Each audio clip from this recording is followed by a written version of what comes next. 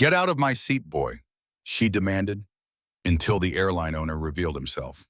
The diamond-encrusted fingers dug into Jerome Mitchell's shoulder with surprising force, yanking the 52-year-old black man from his seat with such violence that his coffee erupted across his laptop screen. "I said move, boy. This is my seat, and we both know you don't belong here." Victoria Sterling's balls carried the kind of entitled authority that came from never being told no.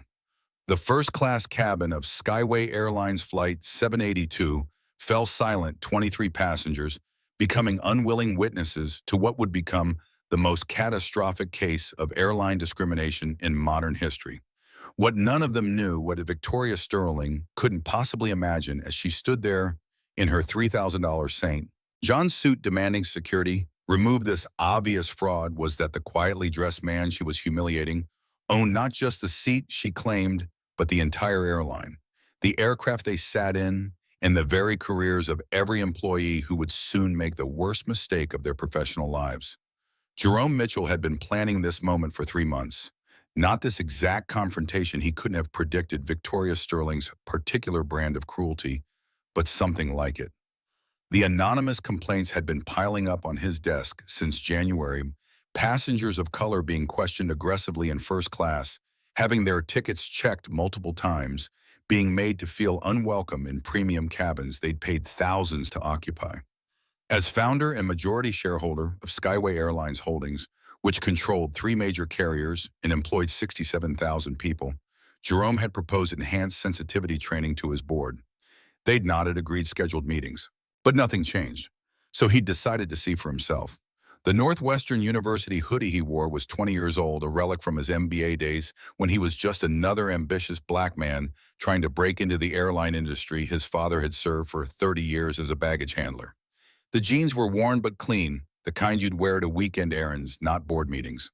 His sneakers, basic New Balance runners, had seen better days. To anyone looking, he appeared to be exactly what airline staff had been unconsciously trained to see someone who didn't belong in first class. Jerome had settled into seat 2A at 7:43 a.m., the Chicago skyline gleaming through the aircraft window as early morning sunlight painted the terminals gold.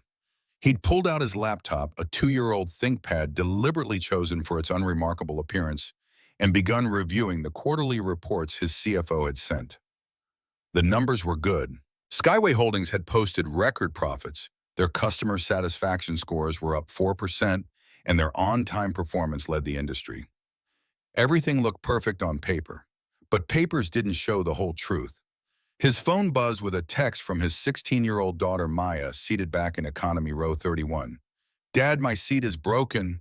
The recline doesn't work." He typed back, "I'll talk to the crew once we're airborne, sweetheart." "Why didn't you just put me in first class with you?" "You know why. Same reason you fly economy to school trips. Real-world experience matters."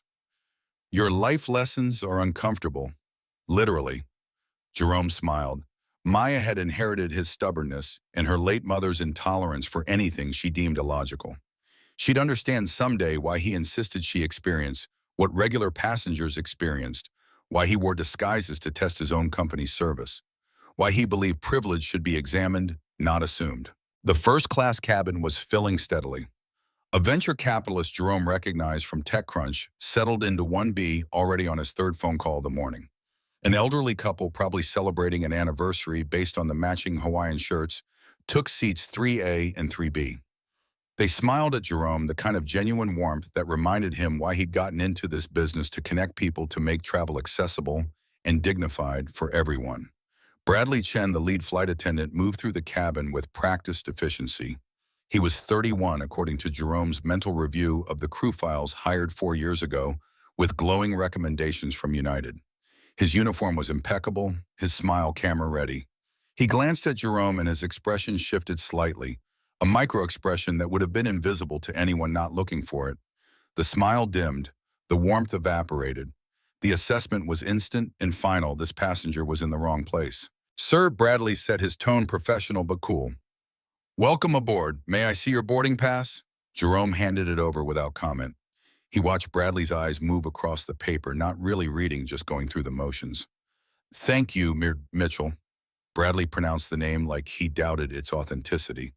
Can I get you something to drink before we depart? Just water, please. Of course. Bradley moved on, but Jerome caught him glancing back, a frown creasing his brow.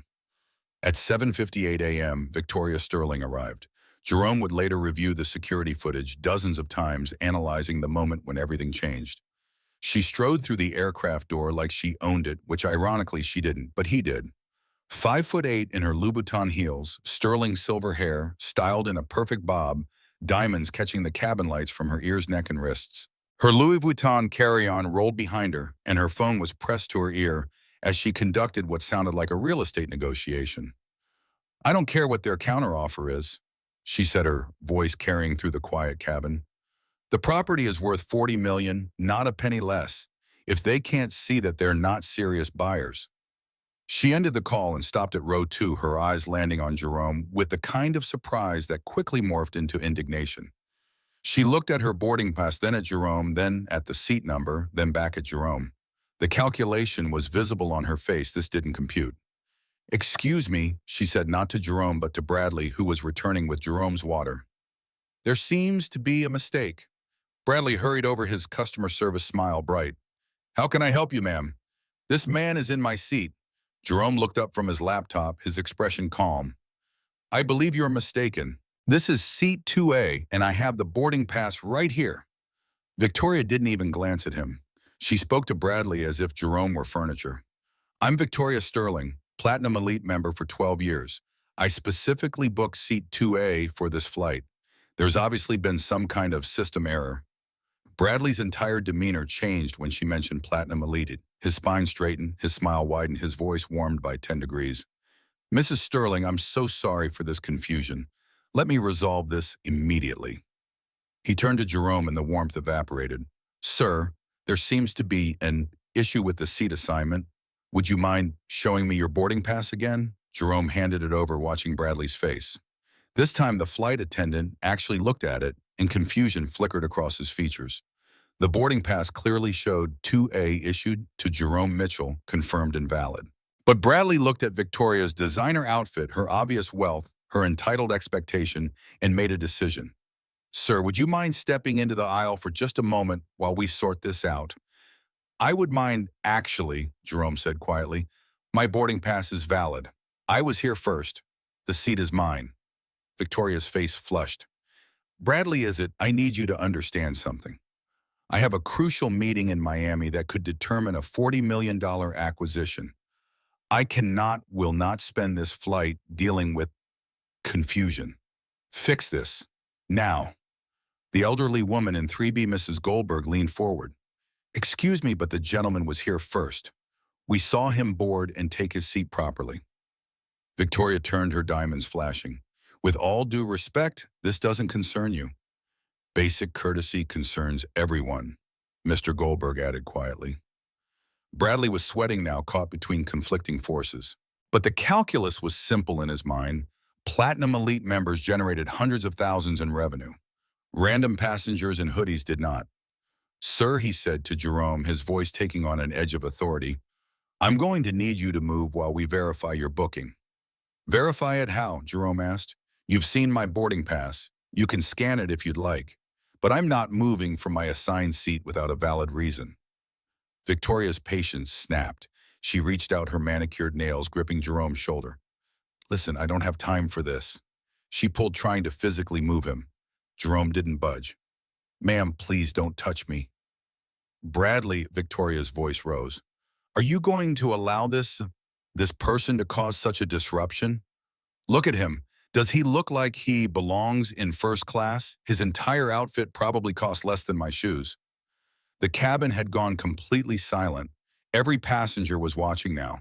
In seat 4C, Carlos Mendoza, a 19-year-old college student, had his phone out streaming live to his 50,000 TikTok followers. The caption read, Y'all seen this racist Karen attacking black passenger on at a Skyway Airlines. Bradley made another decision, one that would cost him everything. Sir, I'm going to have to insist. Please move to the aisle so we can resolve this situation. Based on what? Jerome asked, his voice still remarkably calm. What policy says I should move from my confirmed seat? Based on avoiding further disruption, Bradley said. You're creating a scene. I'm sitting in my seat, quietly working on my laptop. This woman is the one creating a scene. Diana Morrison, the senior purser, appeared from the galley. She was 45, 20 years with various airlines, and had the no-nonsense bearing of someone who'd handled every possible crisis at 35,000 feet. She assessed the situation in seconds. Well-dressed white woman, age standing, casually dressed. Black man seated, tension thick enough to cut. What seems to be the problem? Diana asked. Bradley spoke quickly. Seat dispute. Mrs. Sterling says this is her seat, but the gentleman has a boarding pass for it as well. Diana looked at Jerome, and her assessment was instant. Sir, sometimes our system does double book seats. I'm sure we can find you another comfortable seat elsewhere in the aircraft. Elsewhere meaning economy, Jerome asked. We have several middle seats available in the main cabin, Diana said, as if this were a reasonable solution. The elderly Mr. Goldberg spoke up again. This is ridiculous. The man has a valid ticket. He was here first. This is blatant. Sir, Diana cut him off. Please let us handle this. Victoria pulled out her phone, making a show of dialing. I'm calling customer service right now. They know me. I spend over $200,000 a year with this airline. This is absolutely unacceptable. While she performed her phone call, which Jerome knew was probably just to the regular customer service line, he sent a quick text to his assistant. Document everything from this point forward. Legal team on standby. Maya texted again. Dad, what's that commotion up there? People are saying someone's being kicked out of first class. Stay in your seat, sweetheart. I'll explain later. Bradley returned with a tablet, pretending to check something. Mr. Mitchell, I'm showing here that there might have been an error in your booking. Would you have your confirmation number? Jerome recited it from memory. Bradley typed it in, and his face went slightly pale. The booking was not only valid, but had been made 3 months ago, paid in full, confirmed multiple times. But he looked at Victoria on her phone, at Diana's expectant face, at the situation he had helped create, and doubled down on his mistake. Sometimes these confirmations can be manipulated, Bradley said carefully. Sir, if you could just move temporarily. Are you suggesting I forged my booking?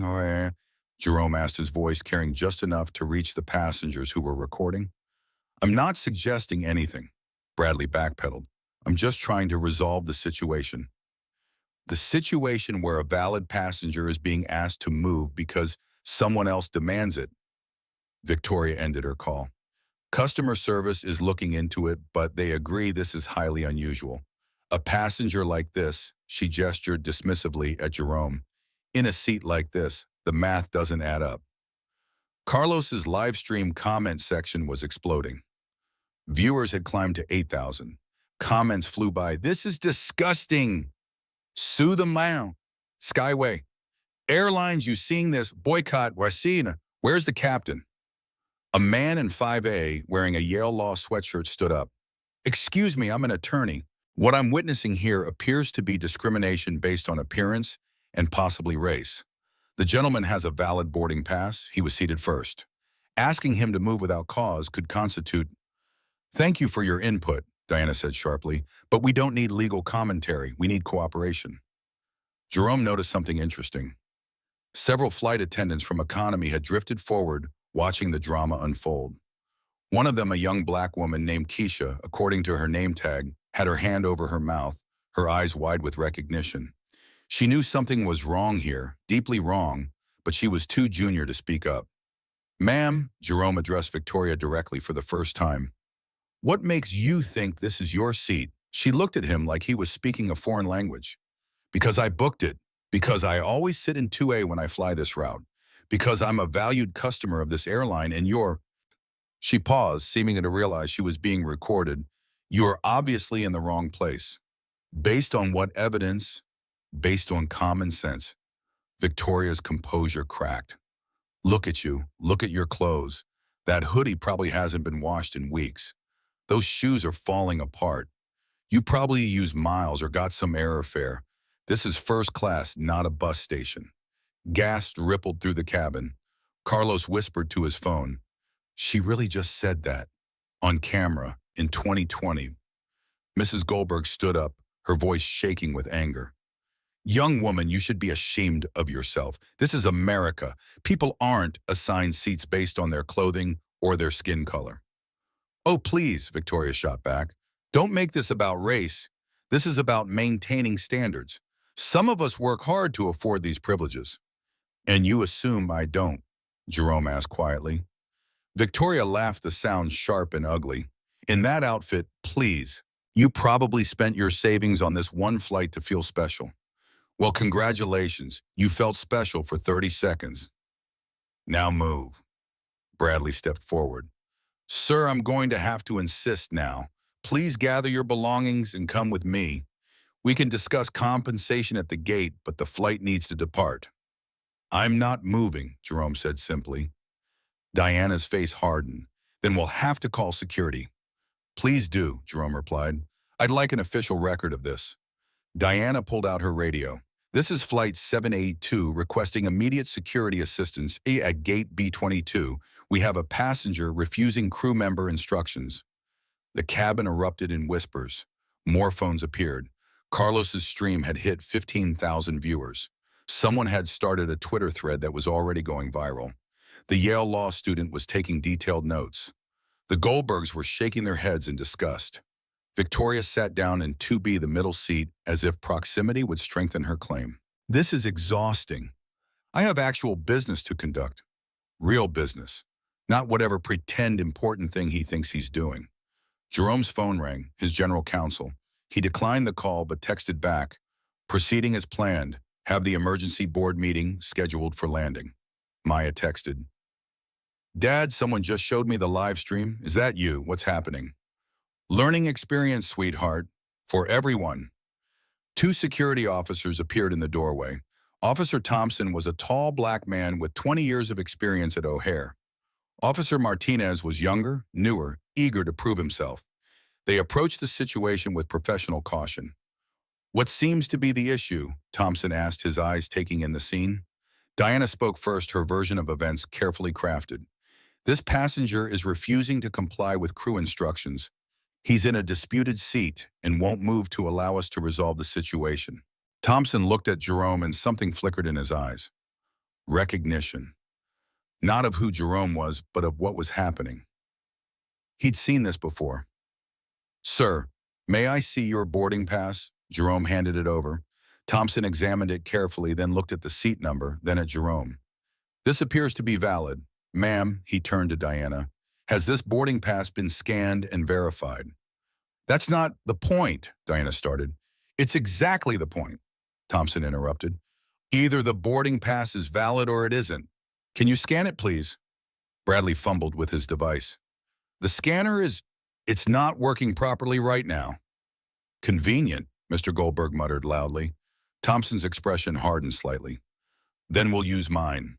He pulled out his airport security device, scanned Jerome's boarding pass. It beeped green. Valid. "The boarding pass is legitimate," Thompson announced. "This passenger has every right to this seat." Victoria stood up abruptly. "This is absurd. I want to speak to the captain. Now." As if on cue, Captain Robert Hayes appeared. He was 58, a former Air Force pilot with 30 years of commercial experience. His presence commanded instant respect. He looked at the scene, his crew, the security officers, the agitated passengers, the phones recording everything. "Can someone explain to me why we're delayed?" His voice was calm but carried authority. Victoria launched into her version, emphasizing her status, her importance, the meeting she couldn't miss. Diana and Bradley supported her narrative, carefully avoiding any mention of Jerome's appearance or race. They focused on confusion and system errors and customer service priorities. Captain Hayes listened, then turned to Jerome. "Sir, what's your perspective?" Jerome spoke for exactly 30 seconds, laying out the facts with surgical precision. Seated first. Valid boarding pass. Asked to move based solely on another passenger's demand and assumptions about his appearance. Crew refusing to acknowledge his legitimate booking. Hayes looked at his crew, disappointment evident in his expression. "Mr. Mitchell's boarding pass is valid." "Yes, but," Diana started. "No buts. If his boarding pass is valid and he was seated first, he stays." "Mrs. Sterling, I can offer you another seat in first class. 2B is available." "The middle seat," Victoria's voice pitched higher. "I don't sit in middle seats, ever." Then I can offer you a full refund and rebooking on the next flight, Hayes said. Victoria's face cycled through several shades of red. Do you know who I am? I know your CEO personally. I play golf with half your board of directors. This person is nobody. He's probably never flown first class before in his life. The captain's expression didn't change. Ma'am, every passenger who purchases a ticket deserves respect in their rightful seat, Mr. Mitchell says you could take 2B or wait for the next flight. Those are your options. Bradley whispered urgently to Diana. The live stream has 30,000 viewers. This is going viral in real time. Diana paled. She pulled the captain aside, whispering urgently. Jerome couldn't hear everything, but he caught phrases, PR nightmare, platinum customer. Maybe we should reconsider. Hayes shook his head firmly. The decision is made. Victoria grabbed her bag. This is not over. You'll be hearing from my lawyers, all of you, and you. She pointed at Jerome. I hope you are prepared for what's coming. People like you don't win against people like me. People like me, Jerome asked mildly. Victoria seemed to realize she was still being recorded. People who cause disruptions, people who refuse reasonable requests, people who don't understand how things work. She stormed off the plane, her heels clicking against the jet bridge with sharp finality. The cabin was silent for a moment. Then the Goldbergs started clapping. Slowly, other passengers joined in. Not everyone, some were still unsure what they'd witnessed, but enough to make Bradley and Diana visibly uncomfortable. Captain Hayes addressed the cabin. Ladies and gentlemen, I apologize for the delay. We'll be departing shortly. He looked at Jerome. Mr. Mitchell, I apologize for how you were treated. It doesn't reflect our values. Doesn't it? Jerome asked quietly. How many times has this happened when the passenger didn't have witnesses, when there wasn't a live stream, when the captain didn't intervene? Hayes had no answer. He returned to the cockpit. As the flight prepared for departure, Bradley approached Jerome one more time. His entire demeanor had changed, nervous, uncertain. Mr. Mitchell, can I offer you a complimentary beverage service? Premium wines, champagne, whatever you'd like. Just water, Jerome said, same as I asked for the first time.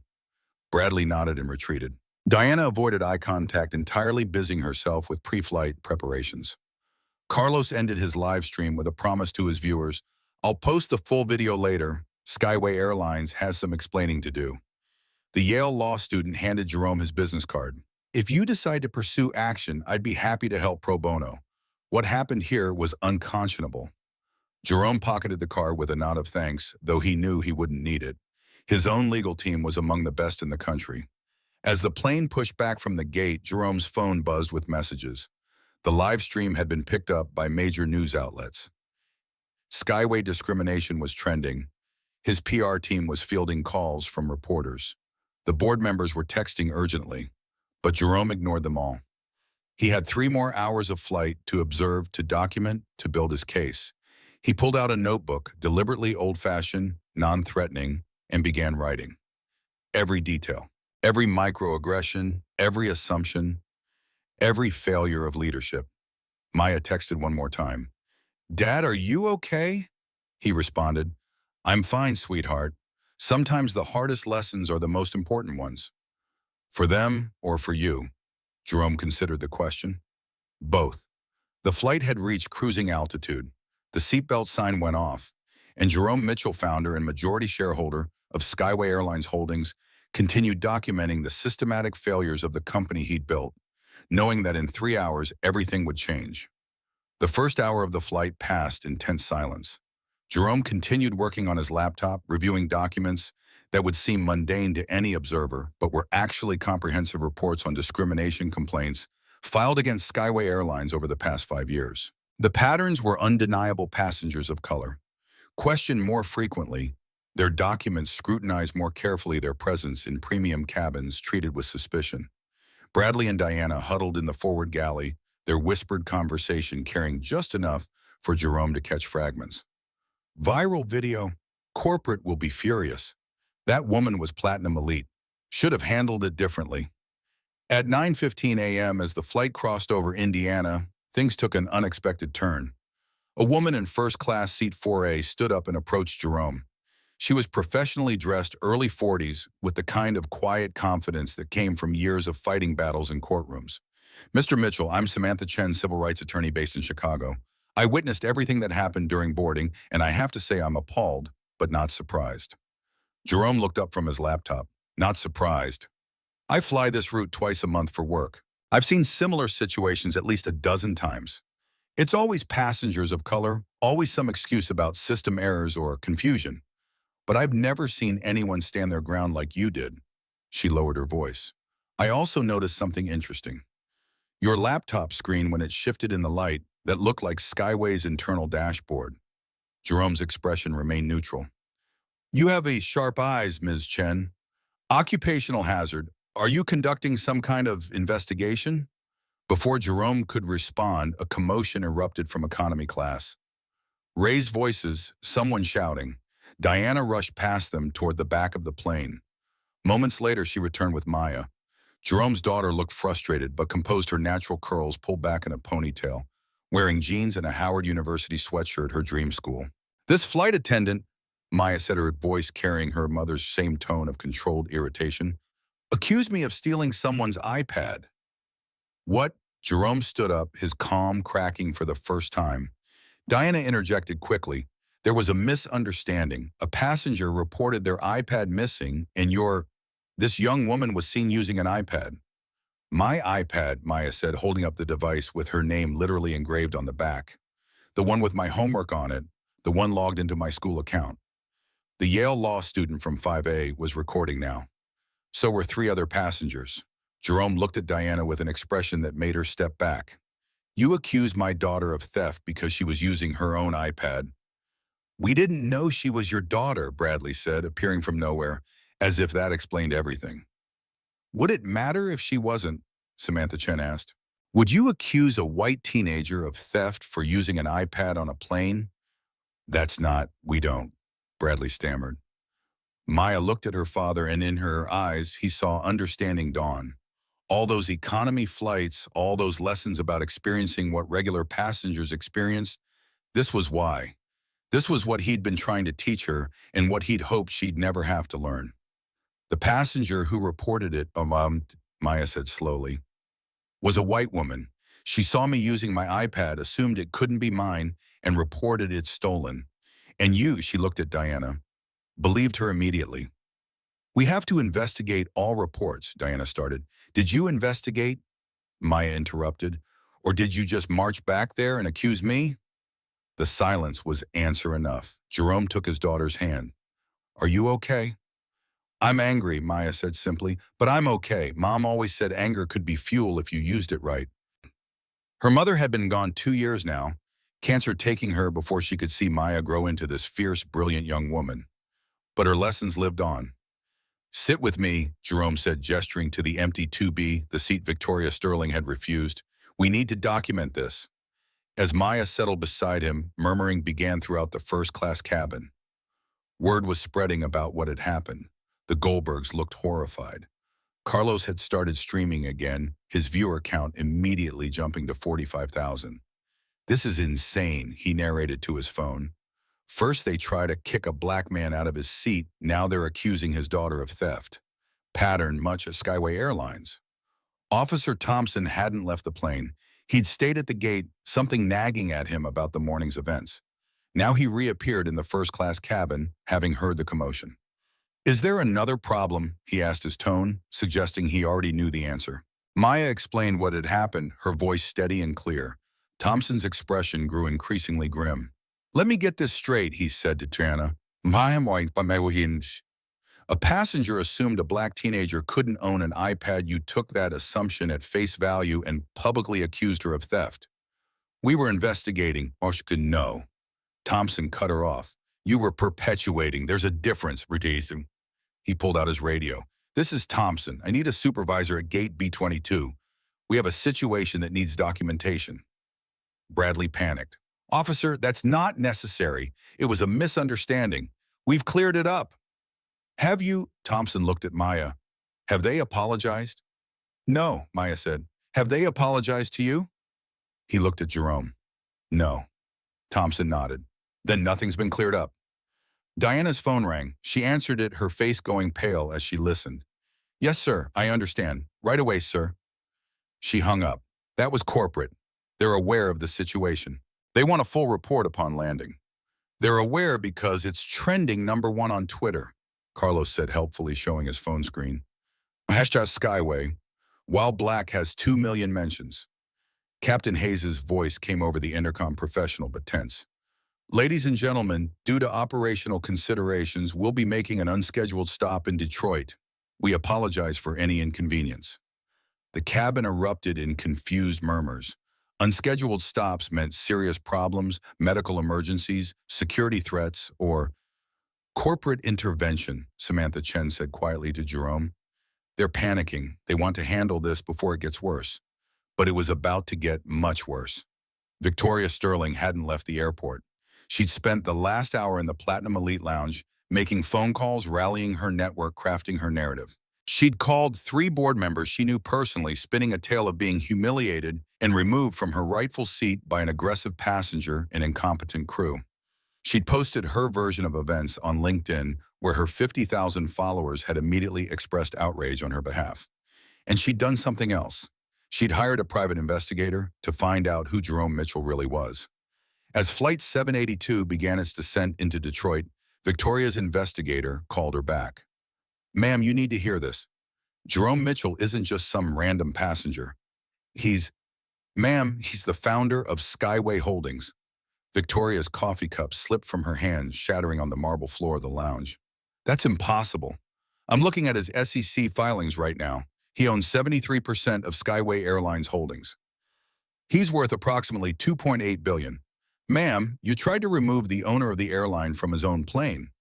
Victoria sat down hard, her mind racing. This changed everything? Or did it? She was already committed to her narrative. Backing down now would mean admitting that she'd been wrong. Admitting she'd made assumptions based on, no, she couldn't admit that, not publicly. She made a decision that would seal her fate. She doubled down. It doesn't matter who he is, she told the investigator. He was disruptive. He refused reasonable requests. He caused a scene. That's my story, and I'm sticking to it. Back on the plane as they descended toward Detroit, Jerome's phone lit up with incoming messages. His general counsel, media is all over this. We need a statement. His head of PR, this could tank our stock price or boost it depending on how we handle it. His board chair, emergency meeting convened. Half the board wants you to reveal yourself. Half thinks you should stay quiet. Jerome showed one message to Maya. It was from the transportation secretary. Mr. Mitchell, I'm aware of the situation on your flight. If what's being reported is accurate, we need to discuss federal intervention in airline discrimination policies. Please call me upon landing. Maya's eyes widened. The actual transportation secretary. We've known each other for years, Jerome said quietly. She's been pushing for stronger anti-discrimination measures. This incident might be the catalyst she needs. The plane touched down in Detroit at 10:47 a.m. As it taxied to the gate, an unusual number of ground vehicles surrounded it. Airport security, local police, and several cars with corporate Skyway Airlines markings. Captain Hayes came on the intercom. Ladies and gentlemen, we'll be at the gate momentarily. We ask that you remain seated until instructed otherwise. There are some operational matters to address. But Carlos's live stream showed what was really happening outside. News vans were arriving. Reporters were setting up. Someone had leaked that the owner of Skyway Airlines was on this flight, had been discriminated against by his own employees, and was about to reveal himself. The plane door opened, but instead of allowing passengers to deplane, a group of people in suits boarded. Jerome recognized them immediately, Skyway's chief legal officer, head of HR, and senior VP of operations. They looked like they were heading to their own execution. The chief legal officer, Marcus Webb, approached Jerome carefully, as if approaching a live bomb. Mr. Mitchell, he said quietly, aware that dozens of phones were recording. We need to discuss. We'll discuss everything publicly, Jerome said, his voice carrying through the silent cabin. No back rooms, no private settlements, no endings. Everything that happens from this point forward happens in full view. Webb swallowed hard. Sir, with respect, the liability issues. The liability exists because discrimination occurred, Jerome said. Hiding it only perpetuates it. We're done hiding. He stood up, And for the first time since boarding, Jerome Mitchell looked like exactly who he was, a billionaire CEO who'd built an empire from nothing, who'd fought for every inch of success, and who was about to transform an entire industry. Diana Morrison, he said, and the senior purser actually flinched. Bradley Chen, you've both been with this company long enough to have completed our mandatory anti-discrimination training. Would you like to explain to everyone here what that training taught you? Diana's mouth opened and closed soundlessly. Bradley looked like he might faint. The training says, Jerome continued, that every passenger must be treated with equal dignity, regardless of appearance, race, or perceived economic status. It says documentation must be verified before any passenger is asked to move. It says assumptions based on appearance are grounds for immediate termination. He paused. Would you say you followed that training today? We didn't know who you were, Bradley whispered. And that, Jerome said, his voice rising for the first time, is exactly the problem. My identity shouldn't matter. My humanity should. The Yale law students started a slow clap. The Goldbergs joined in. Soon most of the first-class cabin was applauding. But Jerome raised his hand for silence. This isn't about applause. This is about accountability. Mr. Webb, I want you to document what I'm about to say. Webb fumbled for his phone, starting a recording.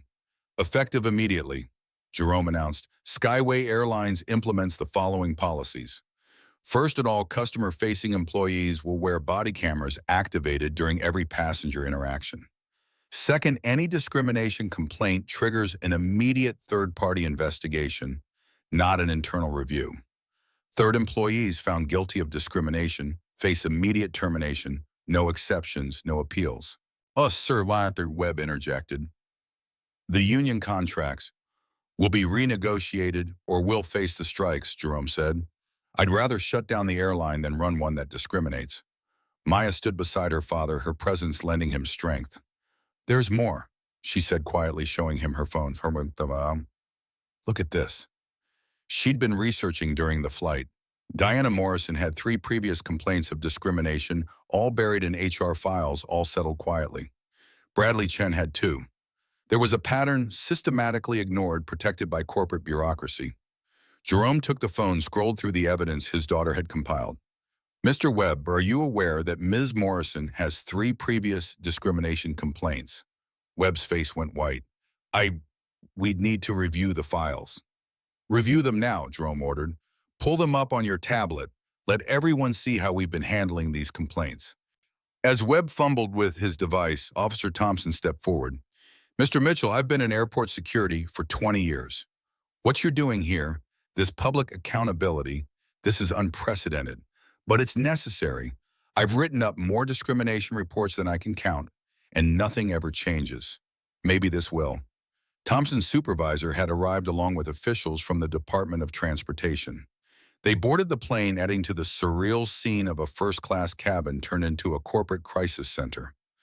The DOT official, a woman named Patricia Hayes, addressed Jerome directly.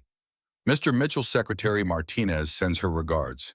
She's prepared to announce federal oversight of airline discrimination policies if you're willing to be the test case. Not a test case, Jerome said. The standard. Whatever we implement here becomes federal requirement within 6 months. Several airline executives in the cabin gasped. That would mean every airline would have to adopt Jerome's policies, costing billions in implementation and training. Victoria Sterling chose that moment to make her entrance. She'd boarded the plane in Detroit, having purchased a new first-class ticket, determined to confront Jerome now that she knew who he was. But she'd miscalculated the mood of the cabin. Mr. Mitchell, she said loudly, striding down the aisle like she owned it, I think we got off on the wrong foot. Now that I know who you are, stop, Jerome said quietly, but with such authority that Victoria actually stopped mid-stride. Now that you know who I am, you want to apologize. Now that you know I have power, I deserve respect. What about when you thought I was nobody? What about when you called me pro and told me I didn't belong? The cabin was so silent you could hear the air circulation system. Victoria tried to recover. That was a misunderstanding. I didn't mean... You meant every word, Maya said, standing beside her father. We all heard you. It's on video. You said his whole outfit cost less than your shoes. You said he didn't belong in first class. You made judgments based on his appearance and his race. Now you want to take it back because he's rich. Victoria's carefully constructed composure cracked. I want to speak to my lawyer. You'll need one, Samantha Chen said, standing up. I recorded everything and I'll be filing a civil rights complaint with the Department of Justice. What you did wasn't just morally wrong, it was legally actionable. Jerome's phone rang. It was the board chair. He put it on speaker. Jerome, the emergency board meeting has concluded. The vote was unanimous. Whatever you decide, we support. The stock price is actually up 7% since the news broke. Investors are calling it the most principled stand a CEO has taken in years. Jerome looked around the cabin at the faces watching him, some fearful, some hopeful, some ashamed. This was the moment that would define not just his company, but potentially the entire industry. Ladies and gentlemen, he announced, his voice carrying to every corner of the plane. What happened today wasn't unique. It happens every day on every airline to countless passengers who don't have the power to fight back. But today, that changes. He looked directly at Diana and Bradley. You're both terminated effective immediately. Your final paychecks will include severance as required by law, but you will never work for any Skyway Holdings company again. Diana started crying. Bradley slumped in his seat. Furthermore, Jerome continued, your names and the details of this incident will be shared with every airline in our network. Actions have consequences. He turned to Victoria. Ms. Sterling, you're banned from all Skyway Airlines flights permanently. Your Platinum Elite status is revoked. Your miles are forfeit. And yes, you'll be hearing from our lawyers. Victoria's mouth opened in shock. You can't do this. I'll sue. You'll lose, Samantha Chen said simply. I'll make sure of it. The DOT official stepped forward. Mr. Mitchell, if you're serious about federal implementation, we need to draft the framework now. Secretary Martinez wants to announce it at tonight's press conference. Jerome nodded. Maya, would you help? You've shown today that you understand these issues better than most adults. His daughter's eyes shone with pride and purpose. Yes, Dad. As they began working on what would become known as the Mitchell Protocol, the most comprehensive anti-discrimination policy in transportation history, Carlos ended his live stream with a final comment to his 200,000 viewers. You've just witnessed history, not just accountability, but transformation. This is what happens when someone with power decides to use it right. Skyway Airlines will never be the same. Maybe none of them will be. The plane remained on the ground in Detroit for 2 more hours. What had started as a simple flight from Chicago to Miami had transformed into a watershed moment for American aviation.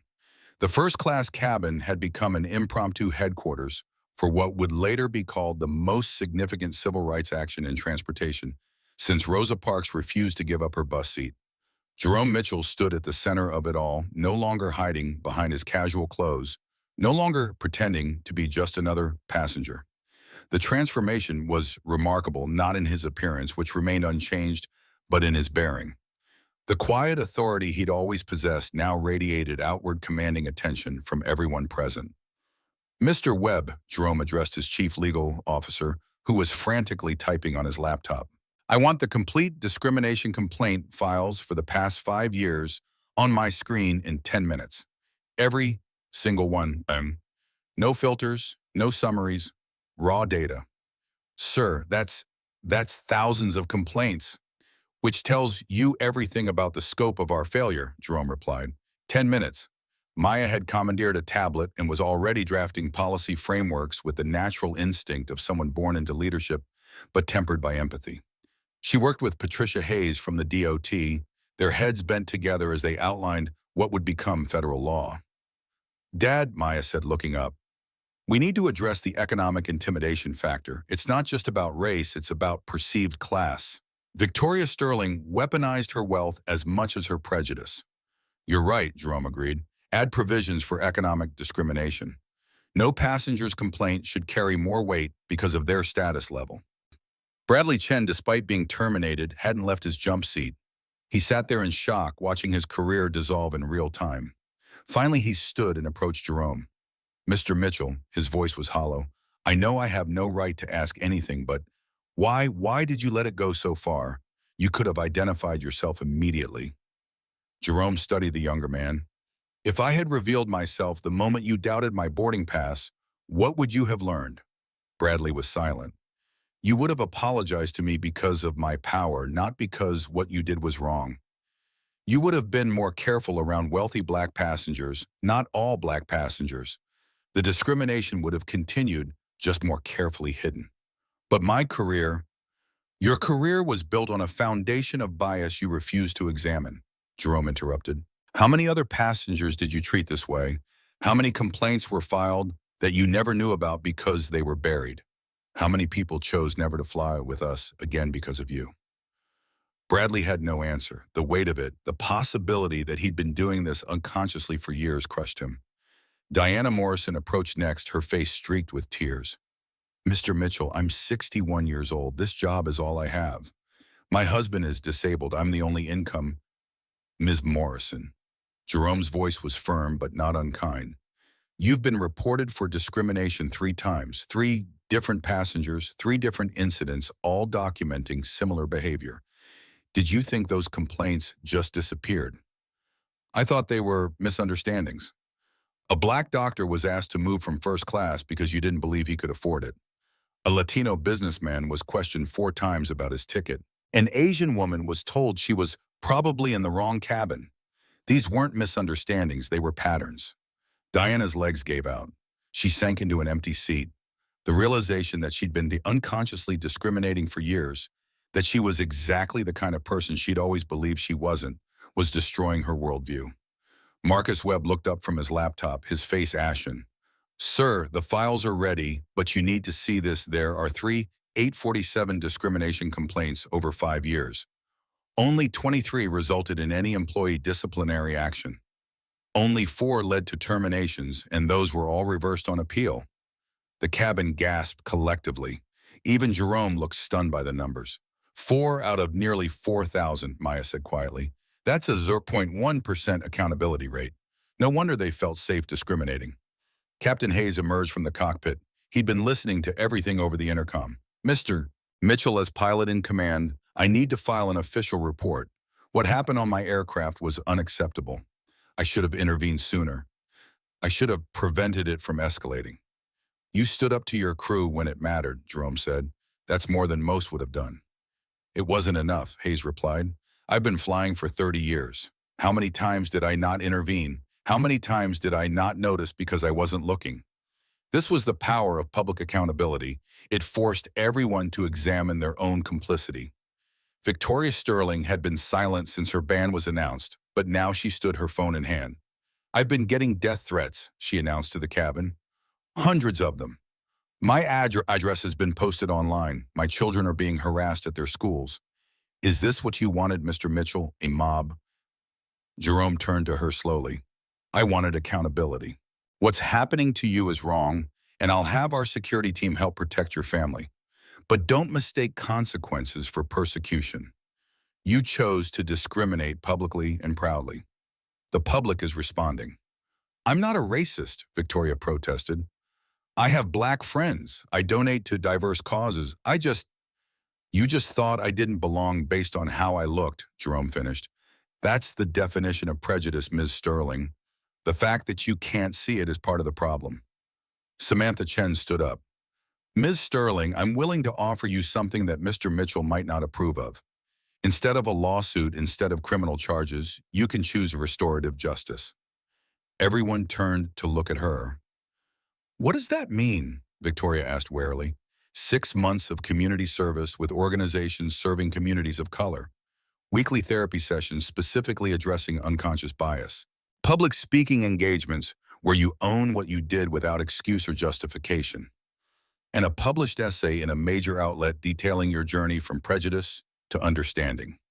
Victoria's face cycled through indignation, anger, fear, and finally something like resignation. And if I refuse, then we proceed with both civil and criminal charges. The video evidence is overwhelming. You'll likely face significant fines, possible jail time for assault, when you grabbed Mr. Mitchell, and definite civil judgments that could bankrupt you. The cabin waited. This was more than just about Victoria. It was about whether redemption was possible, whether people could change, whether justice could be restorative rather than just punitive. I'll do it, Victoria whispered. The community service, the therapy, all of it. Jerome nodded slowly. Ms. Chen draft the agreement, but add one more requirement: Ms. Sterling must fly economy class for the next 5 years whenever she travels. She needs to understand what she thought made her superior was just circumstance, not character. Patricia Hayes from the DOT had been on the phone with Secretary Martinez. She hung up and addressed the cabin. The Secretary is preparing to announce the Mitchell Protocol as federal policy. Every airline operating in or out of the United States will have to comply within 180 days.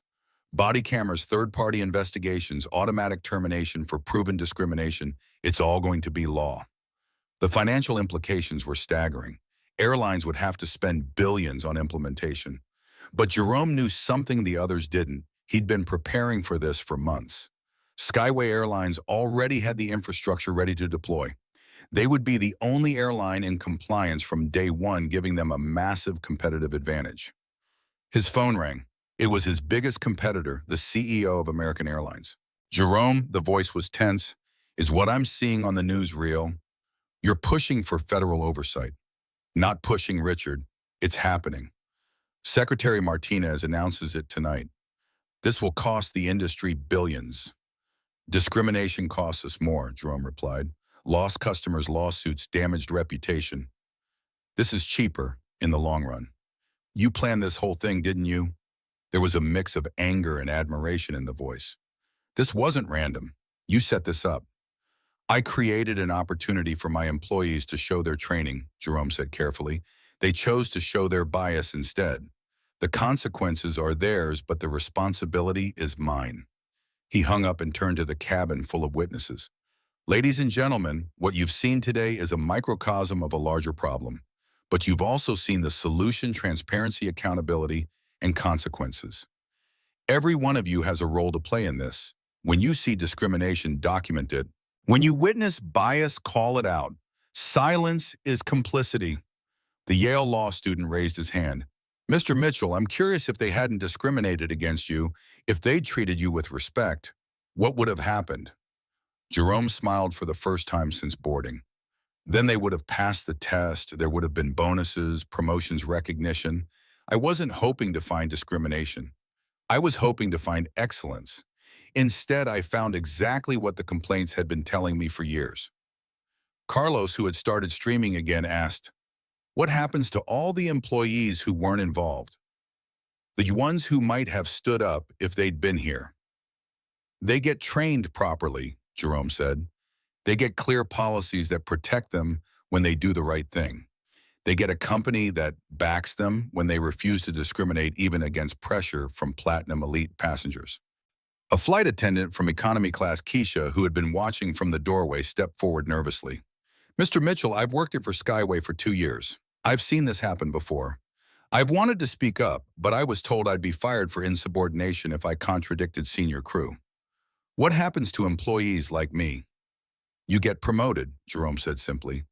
Effective immediately, you're part of the new diversity compliance team. Your job is to be on flights, observing, reporting directly to me. No filter, no bureaucracy. You see discrimination, you stop it. Keisha's eyes widened. Sir, thank you. Don't thank me. Thank the passengers who filmed this. Thank Officer Thompson for standing up. Thank the Goldbergs for speaking out. Change doesn't happen in silence. The plane had been on the ground for 3 hours now. Other flights were being delayed. The entire Detroit airport was backing up. But nobody in the first-class cabin moved. They were witnessing history. Jerome's phone buzzed with a message from his late wife's sister. She'd been watching the news. Alicia would be so proud. You're using your power exactly as she always said you should, to lift others, not just yourself. Maya saw the message and squeezed her father's hand. Mom always said you'd change the world one day. She said we would, Jerome corrected, together. Patricia Hayes stood up. Our Mitchell Secretary Martinez is going live in 15 minutes. She wants you to join virtually from the plane. The whole country needs to hear from you. Jerome looked around the cabin at the faces of those who'd discriminated, those who'd stood up, those who'd stayed silent. Set it up here. Let everyone on this plane be part of this moment. As the tech team scrambled to establish the video link, Jerome walked over to Diana and Bradley one last time. "Your termination stands," he said quietly. "But I'm not going to blacklist you from the entire industry. You can work for other airlines if they'll hire you. But know this, every airline will know what happened here today. They'll know why you were fired. They'll be watching you. The question is, will you use this as a wake-up call to change, or will you blame everyone else and learn nothing?" Bradley looked up and his eyes read, "How do I change something I didn't even know I was doing?" "By acknowledging it first," Jerome said. "By listening to the people you hurt instead of defending yourself. By doing the work every day to be better. It's not easy, but it's necessary." The video link connected. Secretary Martinez appeared on a large screen the tech team had brought aboard. Behind her was a podium with the Department of Transportation seal. "Good afternoon," Secretary Martinez began. "Today we announce the most comprehensive anti-discrimination policy in transportation history. The Mitchell Protocol, named after Jerome Mitchell, CEO of Skyway Airlines, who experienced discrimination on his own airline today and chose to transform that injustice into systemic change." She outlined the policy's mandatory body cameras, third-party investigation teams, automatic termination for proven discrimination, regular bias testing, passenger advocates, on every flight. The requirements were strict, the penalties severe. "Mr. Mitchell," she said, "would you like to address the nation?" Jerome stood Maya beside him and spoke to the camera. "Today, a passenger told me I didn't belong in first class because of how I looked. Crew members threatened me with arrest for sitting in my assigned seat. My teenage daughter was accused of theft for using her own iPad. This happened not in 1955, but in 2020, not on some random airline, but on the airline I founded and own." He paused, letting that sink in. "If this can happen to me with all my power and resources, imagine what happens to those without power. Imagine the humiliation, the injustice, the dignity stripped away day after day. That ends now. Not next year, not next month now." A reporter's voice came through the feed. "Mr. Mitchell, critics are already saying this is government overreach, that it will cost jobs and raise ticket prices. How do you respond?" "I respond with a question," Jerome said. "What's the cost of discrimination? What's the price of dignity? How much is too much to ensure every passenger is treated with respect? If airlines can't operate without discrimination, they shouldn't operate at all." Another reporter: "What about Victoria Sterling? Some are saying she's being scapegoated, that she's receiving disproportionate punishment." Jerome looked directly at Victoria, who was watching from her seat. "Ms. Sterling has chosen accountability over prosecution. She'll serve her community, examine her biases, and hopefully emerge as someone who understands that superiority isn't determined by wealth or status, but by how we treat others. That's not scapegoating, that's justice." The press conference continued for another 30 minutes. The Mitchell Protocol was officially signed into law by executive order to be confirmed by Congress within the month. Airlines had 180 days to comply or face federal shutdown. As the video link ended, the cabin erupted in discussion. The historical significance of what had just happened was undeniable. This wasn't just about one flight or one main airline. This was about changing an entire industry's culture. Captain Hayes came back on the intercom. "Ladies and gentlemen, we've been cleared to continue to Miami. However, given the extraordinary circumstances, any passenger who wishes to deplane here in Detroit may do so with a full refund and rebooking." About half the passengers chose to leave unable to process what they'd witnessed, needing time to absorb it. Diana and Bradley were escorted off by security, their careers in aviation over. Victoria Sterling remained perhaps understanding that running wouldn't change anything. As the plane prepared for takeoff, finally Jerome returned to his original seat, 2A. Maya sat beside him in 2B. The significance wasn't lost on anyone. The seat Victoria had refused, because it was a middle seat, because it was beneath her, was now occupied by a young black woman who would someday likely run the company her father had built. "Dad," Maya asked quietly as the plane lifted off, "was it worth it? All the pain you caused, all the careers you ended?" Jerome looked out the window at Detroit falling away below them. "Ask me in a year. If discrimination reports drop by even 50%, if even one person is spared what happened to us today, then yes, it was worth it." Samantha Chen leaned over from across the aisle. "Mr. Mitchell, I've been thinking. The Mitchell Protocol needs a legal framework beyond just federal regulation. Would you consider establishing a nonprofit foundation to monitor compliance and provide legal support for victims? I'll do more than consider it, Jerome replied. I'll fund it. Initial endowment of $100 million. Will you run it? Samantha's eyes widened. Yes, absolutely. As the flight continued toward Miami, something remarkable happened. Passengers began sharing their own stories of discrimination, not just on airlines, but in hotels, restaurants, stores. The elderly Mr. Goldberg talked about being refused service at a country club in the 1960s. A young Latino businessman described being followed by a security in high-end stores despite wearing expensive suits. An Asian doctor recounted being asked repeatedly if she was really a physician. Each story added weight to the moment. This wasn't just about airlines, it was about systematic bias that permeated society. But for the first time, many felt hope that change was possible. Carlos, still streaming intermittently, had reached over 1 million total views. His commentary had evolved from shock to analysis to inspiration. What we're seeing, he told his audience, is what happens when power and principle align. When someone with the ability to create change decides to do so, regardless of personal cost. The remaining flight attendants, those who hadn't been involved in the discrimination, served with extra care and attention. They understood they were part of history now that their actions were being watched and would be remembered. As Miami approached, Jerome received a text from his board chair. Stock is up 12%, bookings are up 30%, public approval rating highest in company history. You've turned a crisis into a triumph. But Jerome wasn't thinking about stock prices or bookings. He was thinking about his father, who had loaded bags for American Airlines for 30 years, who had been called boy more times than he could count, who had never lived to see his son own an airline. He was thinking about his late wife, Alicia, who had always pushed him to use his success for more than just personal gain. Money without purpose is just paper, she used to say. Power without principle is just tyranny. He was thinking about Maya, who would inherit not just a company, but a responsibility to continue the fight for dignity and justice. And he was thinking about all the unnamed passengers who had suffered in silence, who had been told they were overreacting, who had been gaslit into believing discrimination was just their imagination. The plane touched down in Miami at 2:47 p.m. As passengers prepared to deplane, Jerome stood and addressed them one final time. You've been part of something historic today. You've witnessed discrimination, accountability, and transformation. But witnessing isn't enough.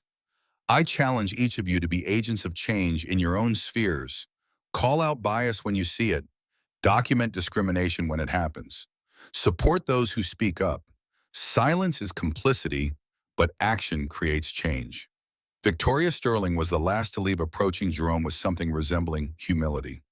Mr. Mitchell, I don't expect forgiveness, but I want you to know that I will complete every requirement, not because I have to, but because I need to.